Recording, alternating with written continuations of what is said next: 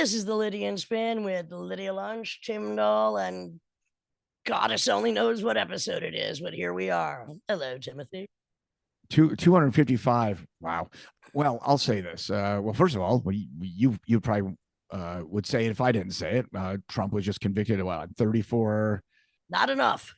charges. I mean, this is going to be interesting. I don't even know how this is going to work. Like the whole probation process and like going to Yeah, well, I mean, the different judge is doing the states and sentencing. No, there's a sentencing on July 11th, 11th, right? but a few theories are he might not even get prison because it's not his first offense. He's been offending ever since he could. So I mean, the jury is not still out, but the punishment is still out.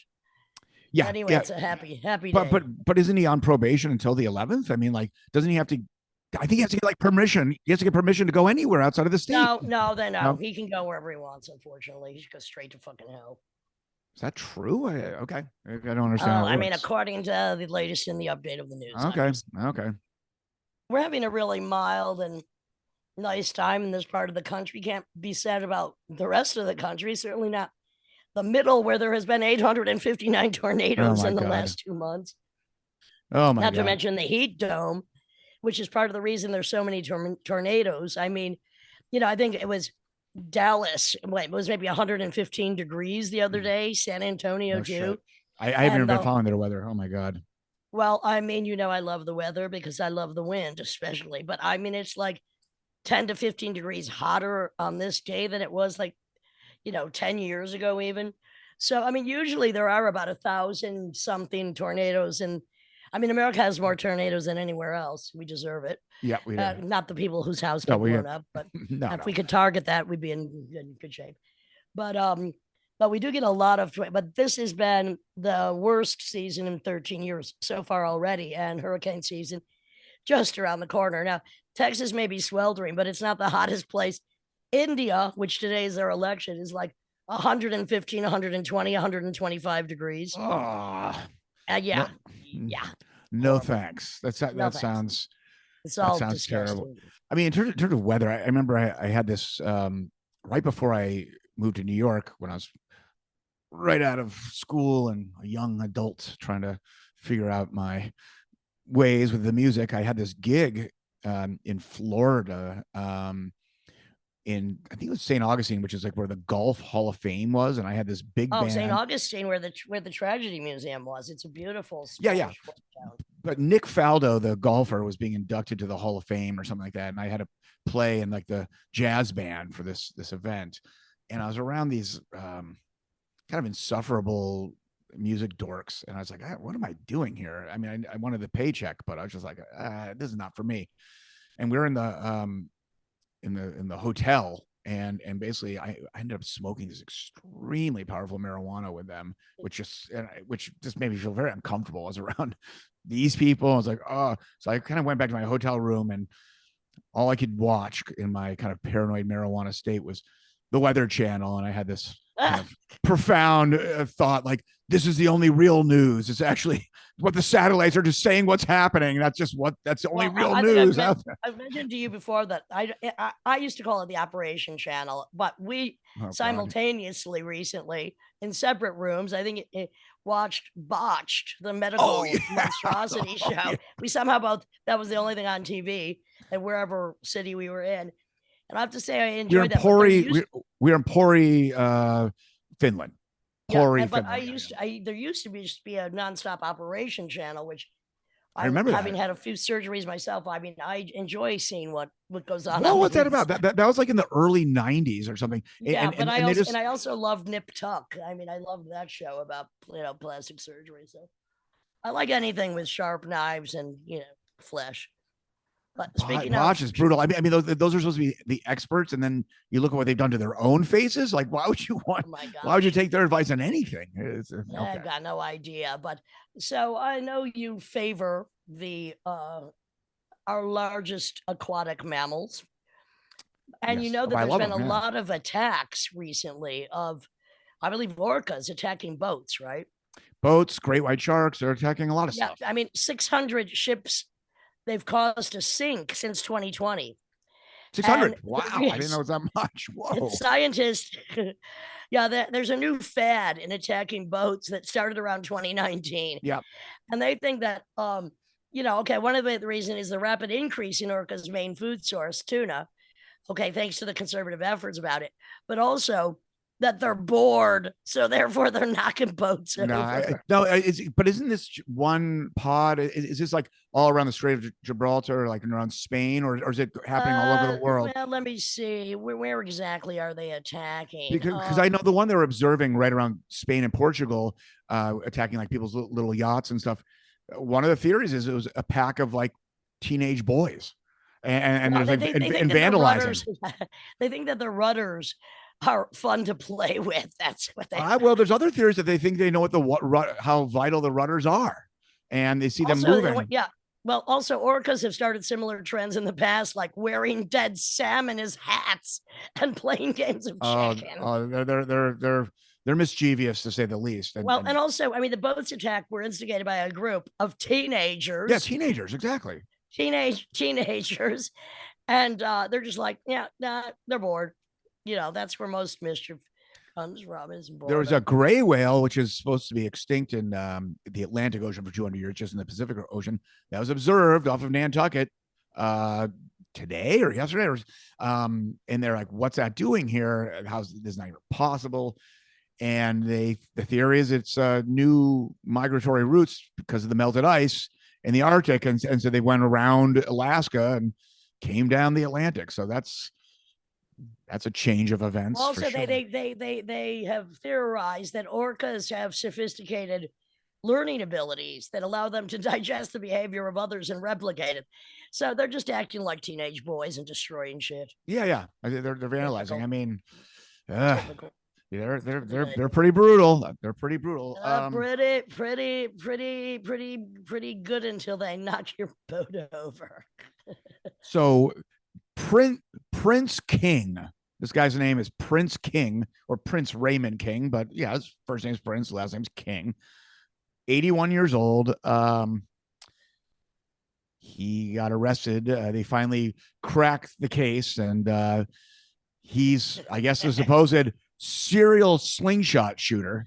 And he's basically bored. Well, he's been harassing this community in California for about a decade. And in a decade to catch an 81-year-old slingshotter. Well, he did have like he has like ball bearings, kind of like BBs, and he's smashing windows, windshields, he's hitting people. And I guess if you saw Grandpa on the street, you wouldn't think, there he is. Yeah, right. But they think they got him, and they think it's him. But yeah, serial slingshot shooter is now. Yeah, he's gonna be charged. But the thing is, there's no motive. They don't even know why he did this. I mean, he doesn't seem to be clinically nuts. I don't know. It's very mysterious. But well, again, mischievous, I guess. Yeah. So, I mean, anyway, yeah. Go ahead. I mean, so have you been hearing about these people stealing houses? These scammers, they're forging deeds. It's actually happening. It's happening a lot now. Once again, I've missed the profession I should have gone into. I mean, they've taken down. They've stolen multi-million-dollar homes. They've taken over Krispy Kreme donuts, a Burger King. I mean, they're taking the deeds of all these properties. Wow. But it's kind of in the news right now because someone tried to steal Graceland, the home of of Elvis, and they stopped it. And big scam. It's scams from all over, but a lot of it's coming out of Nigeria, and this one person who they're trying to look for, he's in Nigeria. He quoted, he was harassing and teasing them. He was like, "We've stolen millions upon millions of houses from you full blind Americans. We sit back and laugh at each time we do this." Yeah, they try to steal the owner of the San Diego Padres, the baseball team's house. But one of the moves, also they're really good at stealing, the bank accounts of lonely, bored old women. Yeah, they do that too. But it's not just happening. It's not just happening for Nigerians. I mean, this scam it's kind of out there. And one of the moves, if it's domestic, is after they've kind of stolen, or they've had this forged deed, they'll immediately go to the marshals, the local marshals, and be like, this person's trespassing my property. I need them out immediately. And so the marshals are forced to go to people who are just innocently living in this house, and you're like, you have 3 days to move. So it's getting pretty nuts. But more scams out there. I mean, it's pretty bold though. I mean, a house. I mean, yeah. I mean, it's one thing like going to a graveyard and finding somebody that died like when you were born, and then stealing their social security, but a whole house. When you first started talking about it, I thought maybe it reminded me of when they had to move the big house at Coney Island, and they had to get all these trucks and put them on like wooden planks to move it. So I thought, oh, are they just like moving the house in the middle of that? I came back, and not only my house was gone. Terrifying. Yeah, stealing a whole house. That's pretty funny. I mean, remember we were on tour, and I think we were in Eastern Tennessee, and there's one of these kind of wide load when they're moving like a whole trailer, like a whole mobile home, but a double wide. They're moving that, and usually when they're doing that, it's pretty cautious, and you have these kind of you're being escorted with some kind of like yellow truck with like flags. Well, I don't know what was going on with this one, and the drivers were pretty young, but they were with a whole double wide, like weaving between traffic, like passing on the left. I was like, I mean, it was just a matter of time before the whole fucking house went flying off, but we wanted to get around it. We didn't find out to see. Yeah, but, I'm all for 3D printing for everything except for meat. So I like the 3D printed houses. Sure. I think that is the wave of the future, 3D printed everything. As long as, it's not built by robots, we'll be fine. But other than that, do you remember this story? It was brought up about a couple of years ago. The person's name wasn't mentioned, but now it is. Her name is Taylor Shaw Business. Very strange name. Who not? Of Wisconsin, and she was arrested for killing and decapitating her lover, Shad Therion. But not just for killing, mutilating the corpse, which that included decapitation, severing limbs, which he did with a bread knife. But before that, she got in trouble. She admitted to all this for sexually, having sexual activities with the corpse. I don't know if she waited for. I don't know if she waited for rigor mortis to get hard. I don't know what really went down there. She could have sat on his face and smothered him that way instead of cutting. Maybe she cut his head off and then sat on his face. Well, she was on tons of meth, and well, there's a good explanation for a lot of violence. Well, I mean, well, when they kind of broke it down, and I guess the forensics, they kind of like reverse engineered with the actions because she was pretty bonkers, and they concluded that she was just lazy. It's not that easy to cut a body into parts, and especially not that easy to cut a head off. I think after she was maybe sexually satisfied, maybe not, but after her sexual activity, she started sawing with a bread knife, and then that's pretty hard. She got tired, and pick up the chainsaw. And so the evidence was she ran off with all the other parts, but she left one leg and the head behind in her van. Wow. So the head was in a bucket with like I think it was like a towel or something over it.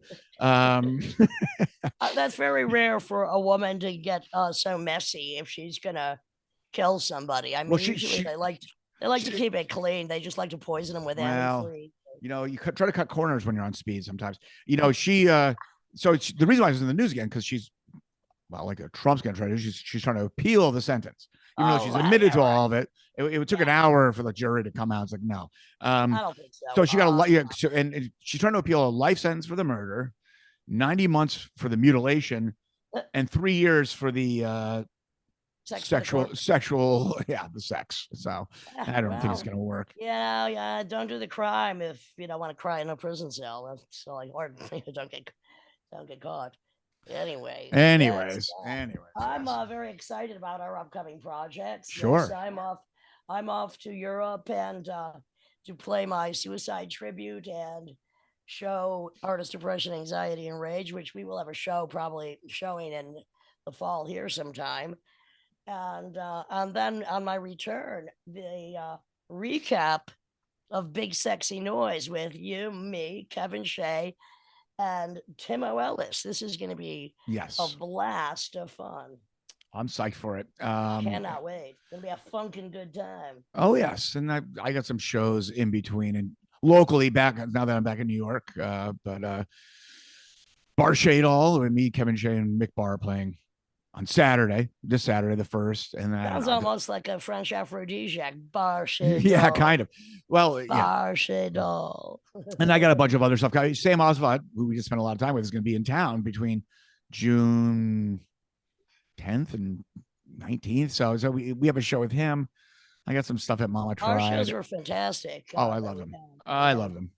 They were really the next step forward in our Satanic Symphony tours. Anyway, speaking of somebody who's kind of a living embodiment of all things naughty, we have Blag Dahlia of the Dwarves on.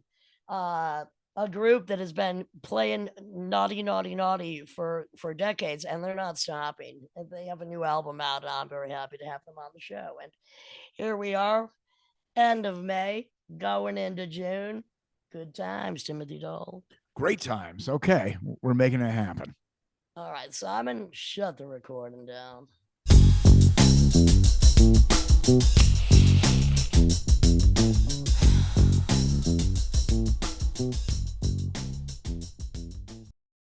This is the Lydian Spin with Lydia Lunch, Tim Dahl, and Blag Dahlia of scum punk, sarcastic, violent motherfucker dwarves who've been assaulting the audience since before a lot of people were even born. Good to have you on the show. It's great to be here, Lydia. I'm honored. Well, I dishonor most other people, but I'm happy to have you. You have a new album called Concept Album. The Dwarves concept album. Which is bizarre because to me, it's one of your most diverse recordings. So the concept is being diverse. Yeah, I mean, it kind of felt sort of Sergeant Peppery, you know, so we're like, okay, it's our concept album, you know. I think it felt more like a ghost pepper up your where the last place you want it. I mean, I don't know if maybe the concept is just tits, you know, I don't know. I can't figure it out, but it's there's some kind of. I'll show you mine if you show me you've seen mine. Come on. And you've put yours out of plenty, I might say as well. Are you a huge fan of tits, or is this just a concept? No, I'm big on Asians, so you don't always get tits there, but you know, I'm a fan. I like feminine pulchritude in all of its forms, you know. Sure. How long have you been a fan of Asian chicks? Oh wow. I guess I've had the fever for a good 10 years or so. Okay. Am I more attractive to you now? It doesn't really matter, but I just thought I'd ask. You called it a concept album after basically the album was made. Is that what happened, or was it a concept? Okay. Yeah. Well, I was fishing around for titles and just wondering like what is going to tie all this together, because it felt like a real you know, like Lydia was saying, it's sort of all different genres, you know. And so it just felt kind of Sergeant Peppery or White Album-y. I guess it felt more White Album-y, you know. Let's go with the White Album for sure. Yeah. Well, I mean, I was impressed with the diversity of it. And also, I think what we have in common that people, unless they talk to us, don't realize is we have a severe sense of humor. Right. That's it. Fuck them if they don't get the joke, right? Well, I always say, do you want to fuck or do you want to fight? Either way, you're going to get hurt. But I guess you have the same attitude, because I don't ever get it. If I get into a fight, it's always one way, my fist in somebody's face. But you've had a lot of on-stage and off-stage violence. Well, yeah, I mean, we're kind of, you know, Claude-like violence. Like in the early days of the band, we would get in all these fights just because people thought we were trashing their club, or they, we would throw shit. It was just very kind of chaotic. And then people would think that we were trying to fight them, but really it was just kind of like a bunch of puppy dogs kind of going too far. And then like after a pack of freaking Rottweilers going nuts. Yeah. And then after a while, people started to get the joke, and you wouldn't catch it as much, but it still flares up sometimes because the music itself, especially like, on the records, we try and do a really sophisticated thing with a lot of different production styles and really good players and a lot of different kinds of shit.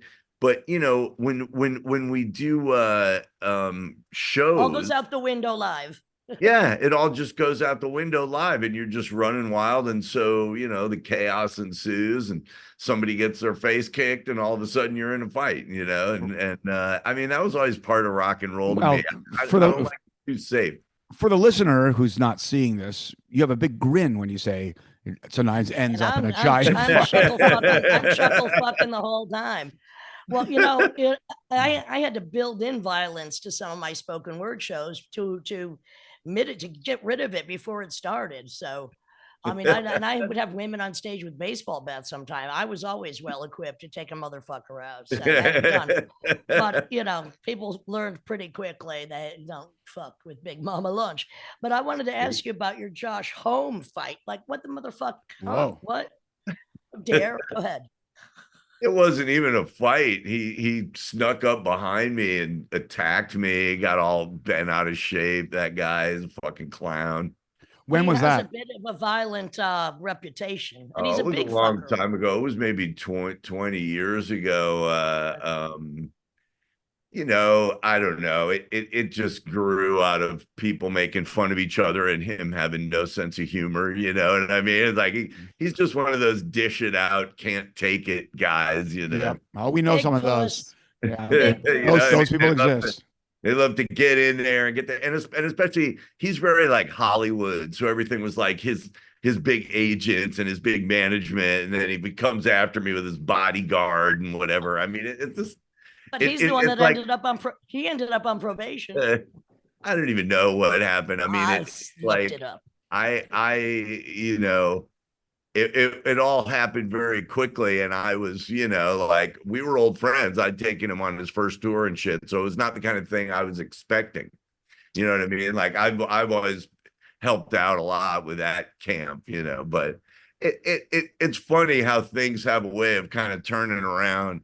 Because that sort of happened when he was real famous and people were talking about him. And now people only talk about him in the context of what an idiot he is and how his kids hate him and his family hates him and everybody hates him, and it's like, okay, dude, I guess I didn't really have to do anything, you proved the point for me, You let the back of your head prove how empty his was, I guess. That's it. So you were kind of making fun of him? What was the context? That was, I mean, the context was that Nick Oliveri, who was in Queens of the Trust Fund and Caius and those groups, plays in my group. And he, we were old pals, and I guess he had just gotten kicked out of that band, and he just sort of screwed over a friend of mine, a producer, and he just was he was right in the middle of his, like, I'm a big rock star and I run the world phase.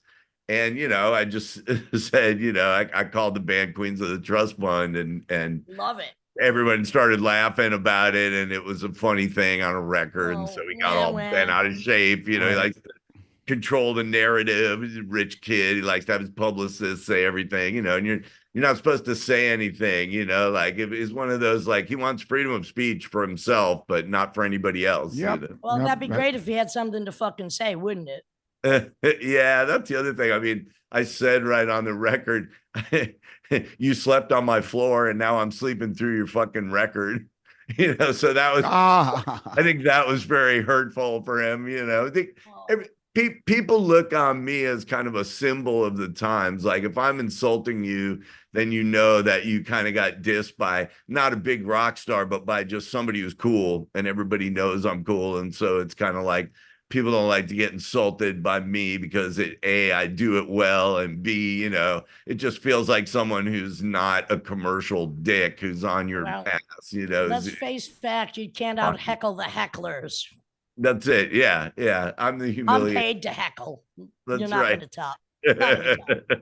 But wait, one rock star, quote unquote, I have to ask you about, because not being one myself like you aren't, but I'm very interested in the fact that Dexter Holland did something with you. Now, Offspring, it's not the band I was ever a fan of, but it's all the other shit that he did, like have a hot sauce company, fly a plane, become a virologist, and then write one of the dumbest. I mean, the success of Offspring is, which is what I always say, how dumb do you have to be? The thing is, they're really smart, but they were smart enough to play dumb, pretty fly for a white boy. It doesn't get any dumber. Yeah. And they got huge. They didn't, I don't even think they expected it. Was he, Dexter, I have to ask, as kind of a fan of a virologist, was he cool? Dexter is super cool, and he's been more than kind to me. I mean, here's a guy, like you say, who flies his own plane and has a doctorate, and he's just this brilliant guy. And then he's also got one of the most successful punk bands ever. It's a big thing. And so he doesn't need to have anything to do with me. He's come in on 5 of my records and sung the high harmonies. Because when I heard his voice, I was like, your voice perfectly would go with mine. And he's such a nice guy, and he came by, and that's he just great always to frickin' hear. Yeah, somebody smart enough to be nice. Yeah, and he always busts it out, and he does a great job. And the thing I always really liked about the Offspring really was Noodles was a fun guy. I knew the guys in the band, but it was really Dexter's songwriting that I found so impressive. A lot of during the pop punk era, a lot of people, kind of would come up with catchy stuff, but it was very one-dimensional, and you kind of knew where it was coming from and what it was supposed to be. And like you take a song like Pretty Fly for a White Guy, it's got all these different hooks in it, and he did that with songs like Self-Esteem on the the third Offspring record, but or songs like Come Out and Play. He would have multiple hooks in his songs, which I found really impressive. And by the time those guys got really big, the Dwarves were sort of considered over, and nobody really paid attention to it. But Dexter would pay attention to my songs, be like, "Oh, I like this one. I like this one," and so it was just kind of a mutual love thing. I knew he had to be cool. Yeah. All right, you can invite him on my podcast when you get the chance. That's fine. Anyway, so when did you decide you wanted to be you through the medium of music? Well, also born in Chicago, Tim. Another one. All right. So I'm a Midwestern guy. Well, technically, I was born in Highland Park, so I can't. I gotta rep Highland Park, Illinois. But yeah, I came up in the Chicago scene, and the thing with me was that when hardcore punk first started going, I was really into like 60s garage records and rockabilly records and sort of the stuff that kick-started punk. And punk I wasn't as into until I saw it live, and seeing bands like Black Flag and the Dead Kennedys and the earliest hardcore bands. We got to do a show with the Minutemen, and I saw Minor Threat before anybody knew what straight edge was like, this is just a great rock and roll band. These guys are killing it. And so, at a really young teenage age, I saw how great punk rock was live, but musically, the stuff that moved me more was kind of that 60s garage stuff, the Seeds and the 13th Floor Elevators and the Chocolate Watch Band. So I was always a little out of sync, and then the Dwarves was started, we were called Suburban Nightmare. We'd come up with our cute girlfriends and our 60s outfits, and people in Chicago just hated us, and so we would get in fights, and we would graffiti up dressing rooms, and shit would happen. And one day we kind of looked at each other like, we're not really a 60s band, we're actually a punk band. Like, I mean, we know what music we like, but like, we're just too punk to not be a punk band, and so it kind of all melded together at that point. But really early on, I really was hip to the 50s stuff, the 60s punk stuff, and the 70s and early 80s, like hardcore. So it was all part of one thing for me, Yeah. What clubs were you playing in Chicago when you first started Our first gig was at the Cubby Bear Lounge. That was with a group called the Occupants, and the Cubby Bear is still there. I was 16 at that time, so far from old enough to even play there. But you know, back then you could kind of sneak your way in, and I had a fake ID and all this kind of shit. Well, I mean, Chicago up until about 1998, you could. I mean, in the late 80s, early 90s, because I'm 49, but I could basically go to in like Wicker Park, like I could go to any bar and they would just serve me as a 15-year-old, not even check my shit. I still ask people from New York at that period, like, how the hell did we get into all these clubs underage? I mean, I had a fake ID, but that was only for hustling businessmen. But yeah, I mean, that was the time you could get in. I mean, they wanted our beautiful faces and tight asses. Yeah, if you acted like you were tough enough and you had it in you, you could get into the venue, you know. Not in. Little different now, but you know, I got carded playing in Long Beach last week. I'm like, really? You're carding me? Okay. That's funny. That's funny. So I mean, if you're you know, a punk band ultimately, but you're still a provocateur, if I may, on stage, and sometimes people didn't get the joke and they attacked you. Doesn't seem like the uptightness of society is getting any better. It seems like, in many ways. Let's admit this: if Dwarves started a month ago, forget about it. Yeah, it never would have happened. I mean, but the thing is, really, and that's when people ask me about cancel culture and all that, I have to laugh. I mean, I've been getting canceled since I was in high school. No, we've been canceling the audience since we've been in high school. We were already like, we don't fucking care, so we're doing it. Yeah. I mean, that was the thing, and the hard part, right? Because you know, when you grow up in Illinois, it's kind of like, you know, you're walking down the street, somebody throws a beer can at your head and goes, "Get a haircut, you faggot," you know, get a jab, you know, so you kind of get used to that being what it is. Then when I moved to California, it was like, shit, you people got rich on this? You got rich making t-shirts? You got rich playing a show, making stickers and shit, you know, so then the jealousy sets in after a while. You know, I'm sitting on Sub Pop and I'm with Nirvana, and it's like, you guys got rich, you're on dope. What? Like, why? How does this happen? And then you'd meet the guy who, like, oh, you know, the dude from Everclear is a big rock star now. It's like, wait, aren't you the guy that used to put on those benefits and steal the money? Like, what? Like, and yet, but because the Dwarves always had nudity on our album covers and said the word fuck in our songs, we could just never. I mean, at Sub Pop, there were 13 bands signed. 12 of them got major label deals. Only mine didn't, you know what I mean? So it was like, no matter where we went, join the club of you know, us rejecting and being rejected before they could even, you know, come to see it. There's just something. You're either on this side of the true hardcore or you're on the other side, which is kind of softcore. Yeah, I find there's like often, of course, it's not universal. You'll have musicians who are playing pretty extreme and challenging music, and even lyric wise. And then you meet them and they're pretty sweet. And then you have like a Jackson Brown or something who's like beating up his wife. Right. It's like James Taylor, the mellowest guy ever. And it's all, I was drunk and beating my wife. It's just like, I didn't beat my girlfriend. What's the problem? You know, like, it's so funny. I mean, they'd really have to beg for that, wouldn't they? That's right. I'll beat them if they're begging for it. Well, if your transgressions are through your art, which is one of the greatest ingredients that one can play with as an artist, is taking things in directions that you necessarily wouldn't bring into reality. And or you can be a fraud and say, oh, I'm gonna have a guitar and I'm a nice guy. And right. Then you go home that's me. You know, look, we are relentless. We're stubborn. We're not going the fuck away. We're going to continue doing what we do. Hell or high water. Popularity. The first song I ever wrote was called "Popularity Is So Boring." How did I know? We're never going to have to deal with it. It doesn't matter. There are just some of us that are on the other side of the folly, of the possibility even of penetration, because we penetrate so fucking hard and deep that they just freak out, can't handle us. And we're too weird and too diverse, and we're not going to fucking suck their dick unless they really got a big paycheck, and they never came along with that. That's it.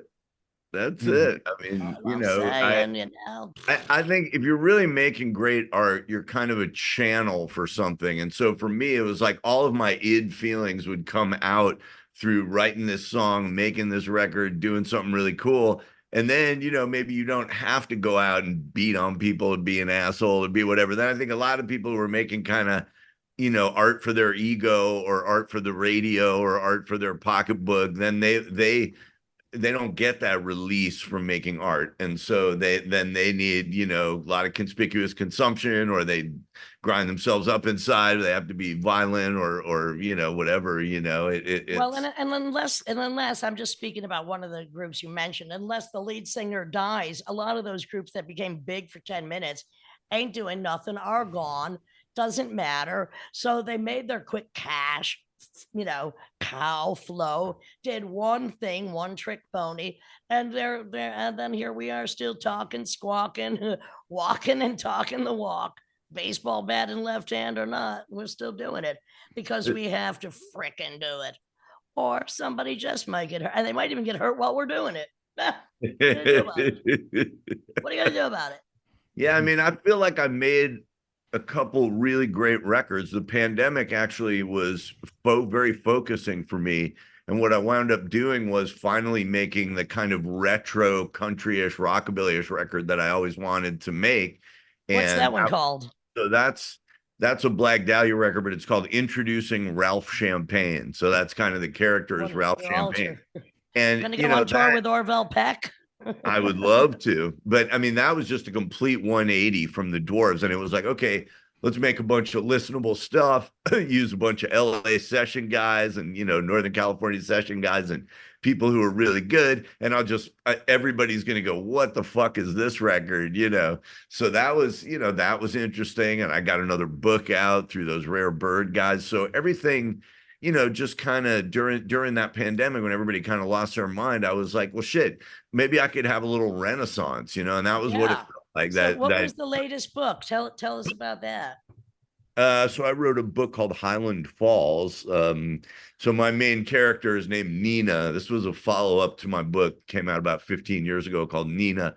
And basically she's just a very young, immoral girl. So she just loves to fuck and be violent and crazy, and it's just sort of again like an id character. I thought, I should express this through a female and show my disdain for the world that way, and see how that works. Who you talking to, motherfucker? I get it. Yeah.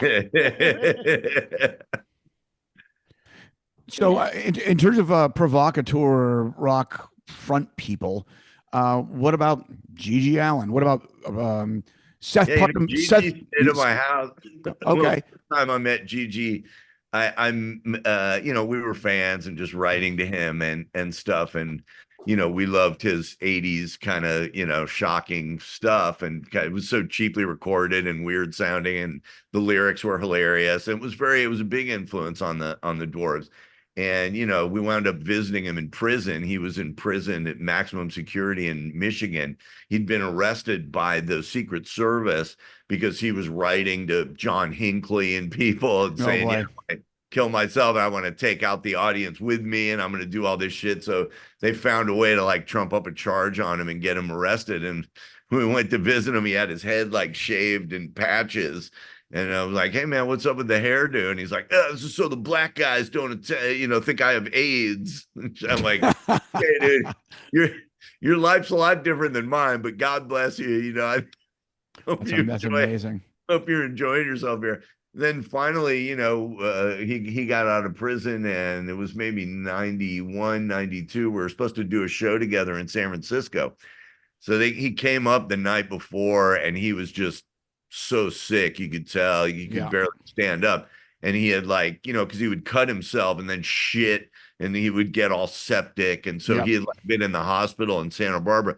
So they wound up canceling the gig, and a couple days later, they sort of reconstitute something, and there's a show, and I go, and he just immediately comes out, smashes this chick right in the collarbone with his mic stand, and she just slumps to the floor. Two guys come up and start attacking him, and he's getting punched in the face and he's shitting all over himself and this smell comes up. I mean, it was so insane. Like you just never seen anything like it. Well, he should have just kept picking on himself and leave the chick in the front row. I don't even know why she was so stupid to be there in the first place. But doesn't mean she needed to get her collarbone smashed. Well, the thing is, like, I was not a fan because I thought if he was just a performance artist, not the lousy music that he made. But I guess it's a teenage boy thing. And also, I don't like when somebody threatens to kill themselves and then they wait 2 years to do it. Just fucking do it. Well, the thing is, funny stories on Gigi. He was a very complicated person. He had a lot of facets to his personality, but yeah, one facet was shitting on himself and beating women. And just like that's not my thing. I don't know what. Women should have shat on him, and he should have beat the shit out of himself. Well, he did. That did happen, and so like similar to Seth Putnam of Anal Cunt. Those two would they would either the violence that they must have felt inside or whatever. They would either hatred of themselves. Well, they'd either perform until they were attacked by the crowd, or sometimes they would get the crowd on their side and they would go after the staff and take the whole place down with them. But it was going down one way or the other. At the right enemy, assholes. I think what happened to me is that I grew up in a nice suburban town in Illinois. And so like I was punk rock 100%, and I was willing to be poor, and I was willing to, be disrespected and starve and do all these things. But the one thing I wasn't willing to do was like give up on like perfectly groomed little cute girls from the suburbs. And so like shitting on myself, beating on people. Didn't seem like the right setup. For me, it was like, no, I need this. This is the one way in which I will always be bourgeois. I want you and your beauty products and your fine. Well, you're a man that knows how to wash his own ass. So that's always that's the thing. My book. I mean, I had to be that. I couldn't do the squat house thing. I didn't want to get locked up in a jail cell. I'd do anything at the show, but after the show, I just wanted some good pussy and to relax and smoke a joint. And I didn't want to be in a fight with the police, Just an average fucking dude from Kill City. Come on. Did you though ever have confrontations with the cops? Did they ever pick on you? Oh yeah. Absolutely. And sometimes on stage, I think there's stuff online where a cop comes up on stage and he grabs somebody and I grab him, and there's just all kinds of shit. But yeah, I mean, or like sometimes, like I remember in Richmond, Virginia, decades ago, there was a whole thing where we had gotten in some fight and then forgotten about it, but the crowd hadn't forgotten. And a year later, we come back and they've organized this whole thing where they've hooked it up with the sound guy and the lighting guy. So they're going to turn the lights off on us and attack us. And it was just crazy. And like the cops wound up coming to that, but it was, it was like they planned everything about their attack. But what they forgot was we're up high and we have objects in our hand. So you're going to get hurt anyway. Right. So yeah, I mean, like shit would always happen, especially back in the day, but yeah, man, cops and all kinds of shit. But also, the West Coast, especially when punk rock and hardcore were in their heyday, there was a lot of interruption from the fucking police force. I don't know if you face that kind of shit just by being on the West Coast. Here and there. I mean, I think they were more conscious of like whole bands of skinheads and shit like that, which we were always more like an independent group, but skinheads left us alone. Like people didn't want to touch us. Like we seemed manly enough where you weren't going to we didn't get victimized. And I think that's another way that I'm kind of different. Like most of my kind of West Coast punk rock friends, like guys I know in these different bands are all like, yeah, they beat us up in high school, but now we're cool and all this shit. It's like nobody beat me up in high school. Right. You know what I mean? Like it was like this is a rock and roll band. Don't fuck with me, and so yeah, it's funny how it goes in different directions. I always felt more hatred for the music industry and the people running those things that would ignore me and malign me. And it wasn't so much like we would even get along. We were a band that was kind of there for the assholes too, so we didn't catch a lot of flack from like the people trying to ruin shows or fuck everything up or be assholes. Well, because you were gonna fuck it up yourself anyway, so no biggie. I'll take care of my own shit. Get in line. Well, it's interesting because you're talking about how with Sub Pop you're like the only band in that lineup that didn't get signed to a major label, and your feelings towards the industry. I remember my father told me in Chicago, he goes, "This is when I had insight to commercial television. For whatever reason, he had to go to like a station once, and he heard producers talking, and the conversation was, oh, we can't let that guy on because we don't know what he's going to do." And so, if someone's, smacked out on junk, or, there's a control element at that point. No matter what, no matter control Kurt Cobain, they could, everybody loved him at the record label because it's like, just sign this. Yeah. So, I mean, that's dope. You're easily controllable. Yeah. That was one part of it. We'll stand on this side of the divide as we do. Fine by me. That's what we do. I'll draw the line in the sand, and then I'll bury the motherfucker who dares to cross it. That's all I'm saying. Well, it seems like you don't harbor resentment. You just puke it out. You don't let it. I try not to hang on to it too much. I mean, on the right day, you can catch me being pretty embittered and old, get off my lawn of rock and roll kind of thing. But, most days I try and keep a smile on my face. I mean, I feel lucky, dude. I feel lucky. I I still get to make the records I want, and I still, have fun. People that'll come out and play with me, man. You talked about Dexter Holland or like Josh Freese. These guys are big time. They don't need to play with me, but they'll come out and play with me. Nick Oliveri, these different guys, just because I'll come out and play with you. I bet you will. Hello. It's like they love my music. They're into it. I got, my friends in my band, and man, you just got to live with it. It's like we go out, play to 5,000 people at some, opening up on some festival, and it's great. And then the next night you got, 30 people show up in Tampa, and you're like, God damn it, this sucks. And you just came off a few shows, right? You just came off a few shows. Yeah, Punk Rock Bowling, where we always get treated like royalty out there, and playing at Alex's bar, of course, in Long Beach, where we did a show. It was us, the Queers, Guttermouth. It was like stacked. I mean, so for a venue like that, you just can't miss. I mean, I like to go out. Did you tour Europe a lot or not? Not that much, but we're going there in July. We get the Rebellion Festival. Sometimes we get Hellfest. I'm going to be at the Rebellion Festival this year. Oh, great! I'm going to be doing spoken word at the Rebellion Festival. Cool beans. Yeah. I got that from the guy from Millions of Dead Cops. We had him on the podcast. He goes, you should do the Rebellion Festival. And then he hooked me up. So maybe we'll be there at the same time. We'll talk about that when we get off this. That's great. Dave's a great guy too. And people don't understand, like, in the era of punk, well, you're from an even more classic era, but the era of punk that I come from, it's like your band could be different than somebody else's band. You get along good. I love Dave. And you couldn't be more kind of politically correct than MDC was. You couldn't be less so with the Dwarves, but it's like we understand each other. Dave is a real rock and roller, and he's a great guy. Great guy. He's a really cool guy. I just believe you got to let. I don't just shut you out because you do PC stuff. I'm fine with that. It's the thread with you two is tolerance. The thread with you two is tolerance. Right. Exactly. Yeah. And it makes the world more interesting that different people have different attitudes. It's like, I wouldn't want everybody to be like me. That it would be pretty. That's where we differ. That's where we're a bit. I wish people were more like me, which would be more tolerant, non-judgmental, weird, diverse, perverse, confrontational, and doing this podcast, it's been great because we've had, this is like 254, and I didn't know everybody who was recommended, suggested, came to us somehow.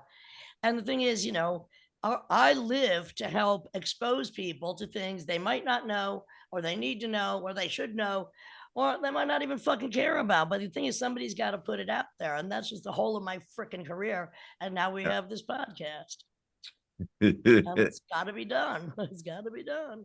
Got to be a place for the misfits to go.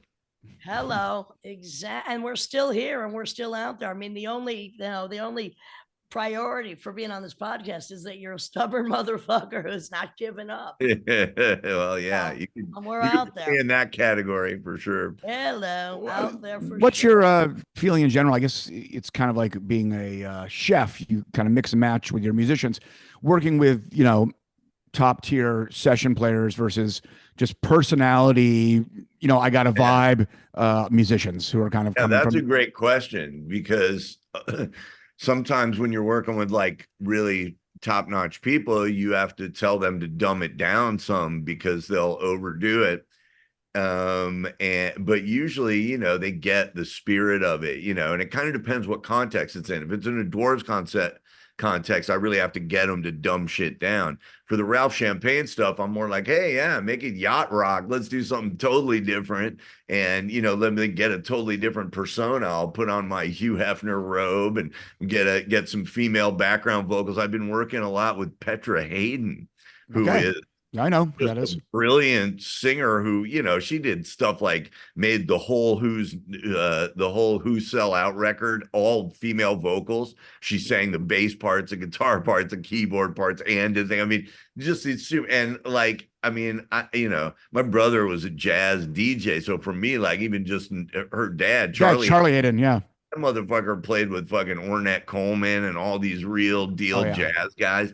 And, you know, that's the thing. Like, when you get to play with Josh Freese, Jason Freese, it's like, I try and respect all the shit they know, you know, because it was like, it was like punk rock is very important to me because my brain started with like Frank Zappa and like sophisticated stuff, you know what I mean? And I was listening to weird jazz that my brother had, and I loved it, and it meant a lot to me, but it gave me an inferiority complex because I couldn't do it. And I was like, how do I get into music? Like, I would try and play the saxophone. I'm just not very good at it. I'm trying to play the clarinet. It's just not really. I know what your strengths are. Your strengths are word and song. And that was the thing. When I found the Ramones, it was so meaningful for me because a light bulb went off, you know, and I was like, I can do this. I can do this. And so now it's come back full circle, because now guys like Josh Freese or Michael Urbano or fucking these different people, Petra Hayden, you know, will play with me exactly like you say, because of my songs and this thing that I did and created. And they're like, oh, cool, we want to be part of that. And I'm like, but you're talented and I'm not. Like, how? Why? You know what? I feel the same way about Tim Dahl, who studied under Yusuf Lateef, and we just did some shows in Estonia and Finland, and we've been doing Retrovirus and other things, but also with Sam Aspavat, who studied under and played with Cecil Taylor. So now my next concept is Raising the Dead. Yusuf Lateef, Cecil Taylor. Tim and I did something with Umar bin Hassan of The Last Poets. I'm like, Raising the Dead. These were our influences, and now we're taking it somewhere else. And what we're doing is more improvisational music with hardcore text. So Tim and I had something with Matt Nelson, sax and bass, and that was called Murderous again. So now we're gone to Raising the Dead. Wow. And so, yeah, I mean, that's been my vision. Exactly what you're saying is, I mean, Tim had to really dumb down playing with Retrovirus, which is a retrospective of my, you know, ridiculously vast career. But then I can go into more his real realm and do this improvisational stuff, which is like satanic symphonies with witchy blessings and curses. That's exciting to hear, man. It's so much. I love playing with people that are really good, and it took me a long time to get there. For years, it was just slugging it out in the clubs with my buddies and playing music. But even at that, you know, there was like my bass player guy was always my right-hand guy because he could figure out songs and he knew structure and he could do these things that I didn't understand. The shit is tight. Yeah. Especially when you're doing a 1.5 minute song. Well, the thing about Josh Freese, Petra Hayden, they also grew up with parents who were musicians. I mean, they had a head start on most of society. I mean, it was just right there, and fortunately, that didn't burn them out. They could still contribute because that's not always easy too. And I think with those people, it was both nature and nurture. They're good musicians just genetically, and then because of the way they were influenced to play and think about it, it makes them really good as well, you know, and open to things. I mean, when I hang out with Josh, I'm always real conscious of like, you know, like this guy's just my buddy and we've been friends a long time. And so it's cool on that level. But there's this other level where it's like, when you record with him, it already sounds like a record. Just when the drums are done, you're like, shit, this already sounds like a record. Like there's just a certain level people are working at. I'll send stuff to Petra and she sends it back and it's just like, what the fuck? Like there's a certain level that these super music people are working on. And it was always something I wanted to plug into my music, but keep the what's beautiful about my music, which is just these offensive lyrics and these ways of reinterpreting Americana music or hardcore punk or whatever, you know, which I consider another form of American folk music, pretty much the last form of American folk music, right? Hip hop and hip-hop, yeah. So the last two things where it was like, everybody can do this on the street. You know what I mean? Like you can do this. And you can join. Like when you made a reference in one of the articles I read where you were saying you always felt that the Dwarves were kind of like the Wu-Tang Clan, which is one of my favorite groups of all time. Yeah. Because people come in and they never leave. And they're like, look, dude, I got to get on with my marriage or I got to get back to my job or do whatever. It's like, cool. You can't leave, but we're just going to replace you with somebody else. Yeah. And then we'll keep going. And then you can come back in. And when you're ready to, you know, I got one guy that's great playing surf parts on a record and another guy who's great, you know, just screaming and whatever. And it's like, great, you know, like we just take them all in and nobody gets to leave, you know. So it's very Wu-Tang. You check in, but you're not checking out. And there might not be a check when you do check out anyway. So you just got to deal with it. Well, the thing about these great musicians also, it's, and I talk to different people about this. I mean, the best musicians are making reductions of the whole piece in their heads. And even if they're just doing a minimal part, if you took the best musicians, if you took away every instrument, they could still represent the whole arrangement in a weird way. They're hearing every single fucking part. Right. And yeah. Even if they're not playing every single part. And it's, right. Yeah. Yeah. And that's where I just get lost. I mean, I'll be sitting there with a drummer and I know who's a great drummer and I know a great drum part when I see it, but I couldn't possibly fucking tell you, oh, you should hit the kick here and hit the snare there. And well, your drummer ain't going to be writing lyrics either. On your hi-hat. Come on. The drummer ain't going to be writing your lyrics. Come on. Right. That's the thing. I mean, it's like, but I know guys who can do that, who go, oh, you need to change up that kick pattern. We'll get where we want to be. And they do it. And you're like, fuck. But I'm more, you know, that Rick Rubin thing where it's more like, look, I know what's good when I hear it. And that's about it. And I can tell you things in really expansive terms. Like I've figured out how to talk to good musicians in a way that's non-technical and non-musical. So I could say to them like, this one needs to feel kind of big, like Texas, you know what I mean? And then there's like, they play something great and it's like, all right, cool. You gotta give them the Captain Beefheart explanation, like make it sound like a trash can on a rusty street that it rained 2 years ago. Or yeah, it's just like, well, you have to get the essence of it. You either get it or you don't. But that's also abstract. That's also part of the skill of these good musicians who can actually take abstraction. My buddy, Rich Keller, who's been on this podcast, he's done a gazillion hip hop platinum records. He was originally a bass player, but as an engineer, and one reason why the hip hop artists felt comfortable around him is they could, you know, make this more rugged like this way, and he actually understood what the fuck what they meant, right? And he could actually the people I have the hardest time with are usually string players because they're just like, I'll play whatever you want, just hand me the written music, you know. And it's like, shit, dude, I can't do that, but can you kind of make this sound like kind of fucking bluegrass and make this part sound kind of Italian restaurant? Can you give me a little Hazel Dickens on the side over there, please? Yeah. And every once in a while you find a string player that gets it, that can do it. But usually it's kind of, you know, drummers are real good with that and bass players are real good with that, and where you kind of, you know, and it's all I can do. You know, I just don't know the theory to be able to explain it in those terms, but I know what I want to be hearing, you know. So like with this Ralph Champagne stuff, a lot of times like I'll write alter ego, Ralph Champagne, your alter ego. Yeah. And it's like a lot of times I'll write it and it has a good vocal melody and lyrics. So I know that part of the song is tight. but then the chords I've written behind it are just kind of simplistic rockabilly major minor chords. So then I hand it to a buddy, a friend of mine, Tom Ayers, and he just goes, just give me your vocal. And I just give him the vocal. And next thing I know, I got Burt Bacharach chords behind me. And I'm like, oh, cool, this is perfect. And it actually goes perfectly with the vocal melody that I've come up with, but it's chords that I never could have come up with, and I get guys. I'm going to send you some of my country stuff if you send me some of your country stuff. Oh, absolutely. Yeah, yeah. Oh, I got a bit of country blues in me, baby. I do like to call it country blues. Yeah. Did you hear the Willie Nelson, Orville Peck gay cowboy song that just came out? Gay cowboy? No, I didn't. I heard one where he's smoking reefer with somebody. Let me just state, Willie Nelson and Orville Peck just did a cowboy sometimes like other cowboys and things. Wow. I had to check it, but it was a Ned Sublet song from like the 80s. I recommend you check it because you never know, Ralph. Champagne and Champlain might need a little gay cowboy.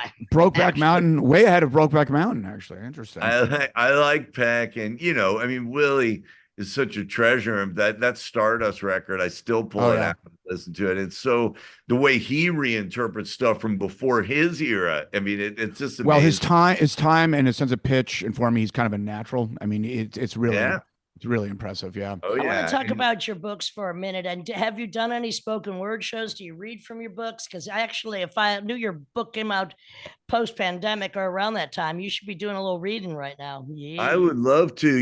Nobody's picked up on my books, and I can't even give them away. I went to City Lights Books, and I'm like, here, I live here, and people know me here. I'm just giving these to you free. Can you sell these? Well, why don't you do a little reading from your book, and we can promote it?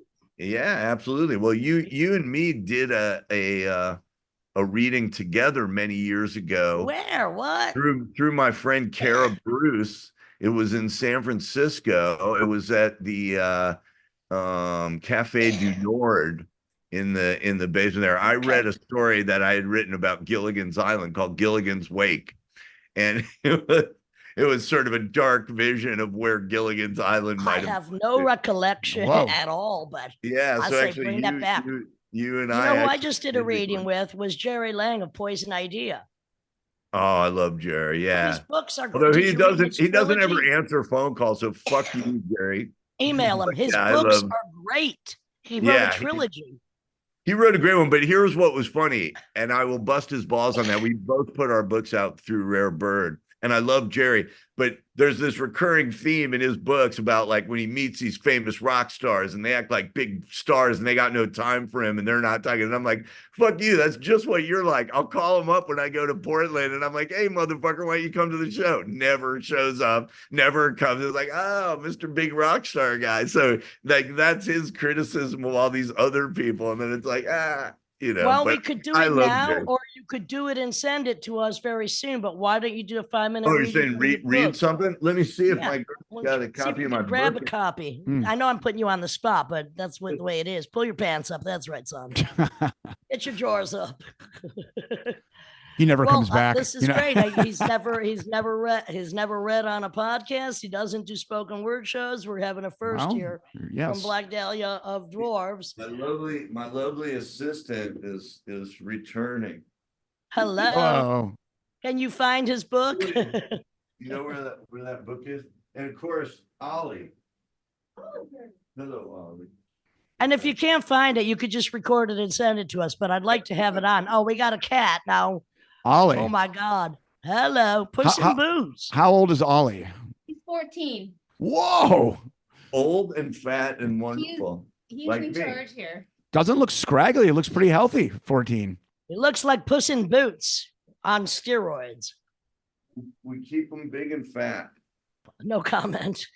I mean, if you can't pull it out right now, you could just record it and send it to us. I'm always ready to pull it out for you. Roar. Well, honey, maybe you could remind me exactly about your Gilligan's Wake, but this time it'll be from Nina. Oh I mean, you and Jerry would be great doing a reading together.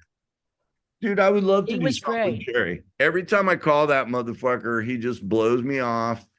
Wait a second. How many people are blowing you off all the time? Is this just Jerry Lang? I know. What's the Well, I Oh, mean, we okay. You performed know this what? I great. can just read it off the. Yeah, do it. I just All right, have. let's just make a little announcement. This is Blag Dahlia reading from Nina. Is that the name of the book? On Rare Bird. So this is my character Nina is A violent young female. dating a stupid guy in a band who she doesn't really care about. She says, leaving the band flailing away in the basement, Nina headed upstairs toward a suite of comfortable offices. Though she was a high school dropout, part-time employment gave structure to her carefree existence, but not too much. The day's work done, pleasantly high and lounging in a plush leather chair, she turned on the television and cycled through options. The news was a non-starter. Who cared about politicians, celebrities, and inspiring people anyway? She wasn't optimistic enough to vote and had no interest in entertainment. She found the music video channel insufferable. Any singing, dancing female near her age paraded around in maddening pastel, overly white teeth bleached clean to hide the effects of bulimia. During interviews, they spewed mindless chatter about what boy band star they were dating, or gushed about their pathetic experiments with rudimentary lesbianism. They probably couldn't even just lay there correctly.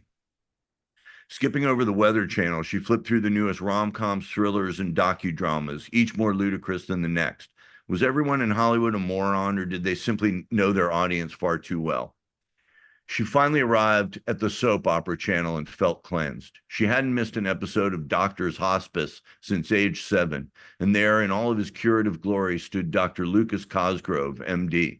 The look of genuine concern and self-confidence he radiated made her wet, and her hands traveled through her panties like an ocean liner through a hot tub. She switched the sound off the TV and turned to her phone. Nina enjoyed the internet because there was so much sex on it. True, the news and information on there was dubiously sourced, mean-spirited drivel, but the sheer omnibus of perversion on offer remained too tantalizing to ignore. Social media especially afforded her a chance to let her nihilism run wild.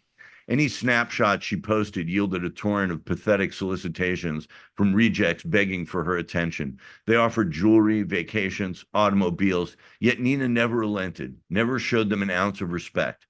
To meet them in person would destroy the supremacy that online anonymity gave her. So she fought them on the digital terrain where anything goes and everybody went. At Jerry, OMG, you look just like that girl from the Addams Family. At Nina, what the fuck? You look like a sad old guy who drives a bus in Kankakee. At Beeve Hunt 420, you're fucking hot. Meet at Scores by the airport. Drinks on me. Lap dance. At Nina, by the airport, did you just fly in from Somalia? I wouldn't meet you anywhere except in a jury box sentencing you to die. At Big Dick 55, what are you wearing? At Nina, a knowing smirk, and everyone knows you have a little tiny dick. But it was through ambiguous innuendo that Nina really came to master the internet and its trolls. The frustration she could engender with a few pictures and nebulous statements drove more than a few would-be Romeos off the deep end as they vainly tried to pin her down in a maze of ones and zeros. Her aim was less to catch a predator than to drive them to distraction. At Eddie Newport, are you coming over or what? There's a whole shitload of this stuff now. You still want it? At Nina, OMG, Eddie, that sounds bitchin'. Can you get more? Are you going to be around this weekend? At Eddie, yeah, I already told you. I'm here on the boat. I'm still here. I want to hang out, but I got to pay for this stuff, and there's harbor patrol around. At Nina, totes, here's a pic of me sunbathing and thinking about sailing. Can you get more stuff? All my friends want like 20 hits each and some tweak, too. At Eddie, are you hotties coming out here or what? At Nina, what? Hey, Jenny got a beer bong. We're getting effing wrecked. When are you guys coming over? And so on, until any reasonable person would roll themselves into a corner and weep softly for literacy in our day. Great. So yeah, that's just her torturing old guys online. Oh, thank you. Yeah. See, that's the juxtaposition of your own internal perversity, that you decide naked women on the covers, sex, violence, hard drugs, blood, and fist fighting. But then you decide to write a book based on a violent female character who may or may not be one of your other alter egos living inside you, which I would rather not see you in a dress, but I can imagine Nina, as you did just portray her accurately. You just summed it up perfectly, Lydia. You you went right to the nub of it. Yeah, I figured with the books, it's like maybe I can get this character that's a really fucking infuriating young girl, like exactly the which type we need more of right now. Yeah, exactly. There's some Hello. great, I mean, the internet is good in the sense that it has brought all these people that you wouldn't have heard about, but I think the problem is there's too much shit now. You just can't cycle through it. You don't know what anything is anymore. There's no gatekeepers. So it's now, just I will proudly say I have never seen anybody's Instagram, barely my own, or Facebook, barely my own, because I have to do it as a billboard, but somebody does for me. I don't social media. I don't scroll through idiots, meander, blah, blah, la, la, glossolalia, Babylonia. I just don't do it because I would hate the world more than I already do. And I prefer to know actually who my enemies are, as opposed to a bunch of mindless twats sitting in their fucking cell, just twittering off into nowhere. No, thank you. I like an up close and personal experience, or at least one like we're having now. I should have gone for a more violent or sexual section of my book, but I just read the first one I came to. You can get to that one later. Yeah, it's like that seemed like the place to go with writing, where because my music is very kind of one-dimensional, like dun, dun, dun, dun, dun.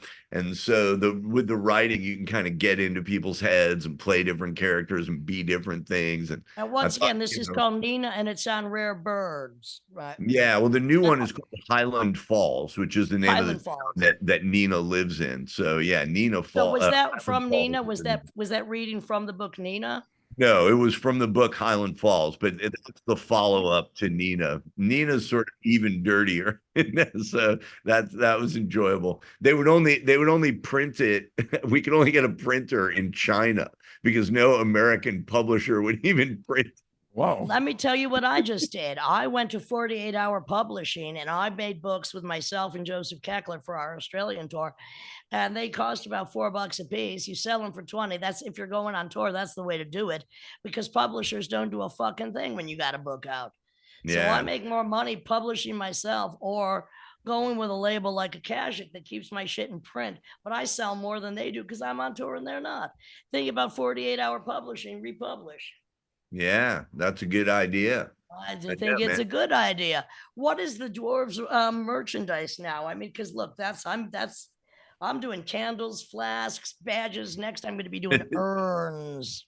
We just did a flask. My friend Ricardo Novelli made some flasks, which were cool. Of that, we have these kind of notorious album covers, and the last one was good, but for concept with the naked girl, but there's a light bulb over her head and shit. So we made flasks out of that. She's sitting on a bunch of books. I mean, I looked at it. Yeah. She's sitting on, which is great. Yeah, she's like a sexy librarian looking up to the sky. Exactly, with the glasses. Yeah, that was the concept album.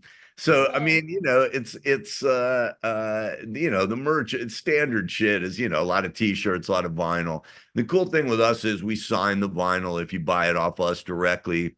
And then we also sometimes do like mock covers where we'll do like a mock-up of Exile on Main Street but make it the Dwarves, or a mock-up of Sgt. Pepper's and make it us. Your upcoming European tour, so you'll be at the Rebellion Festival. Hopefully you'll be there the same day I am. I think I'm there.